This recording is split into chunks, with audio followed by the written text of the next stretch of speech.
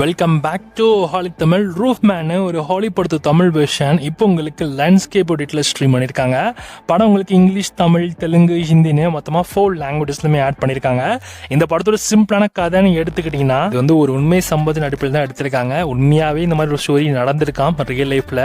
ஆச்சரியமாக இருக்கும். இந்த படத்தோட கதைன்னு பார்த்தீங்கன்னா, நம்ம ஹீரோ குடும்ப கஷ்டத்துக்காக திருட வேலையை பார்க்குறாப்புல. குறிப்பாக பெரிய பெரிய கடைகள் எல்லாம் அந்த ரூஃப் மேலே ஏறி அங்கே உள்ளே போய் ராபர்லாம் பண்ணிட்டு அப்படியே தப்பிச்சு ஓடி வந்துடுவாப்புல. ஸோ அதனால் போலீஸ்கிட்டையும் அரெஸ்ட் ஆகி ஒரு 45 வருஷம் சிறை தண்டனை அனுபவிச்சுட்டு இருக்காங்க.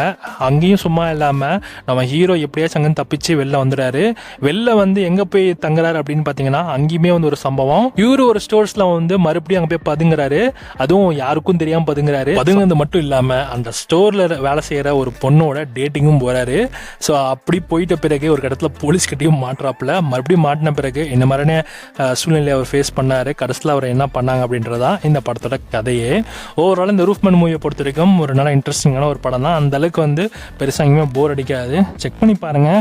ஓவராலாக வந்து பார்த்த பிறகு நல்லா இருக்கே, ஒரு சூப்பரான ஒரு மூவி அப்படின்ற மாதிரி ஒரு நல்ல ஒரு ட்ரூ கிரைம் த்ரில்லர் மூவியாக இந்த படம் உங்களுக்கு கண்டிப்பாக இருக்கும். செக் பண்ணி பார்த்துட்டு எப்படி இருக்குன்னு சொல்லுங்கள். இந்த படத்தை தமிழ் வெர்ஷன் லைன்ஸ்கேப் எடிட்டில் அவைலபிளாக இருக்குது.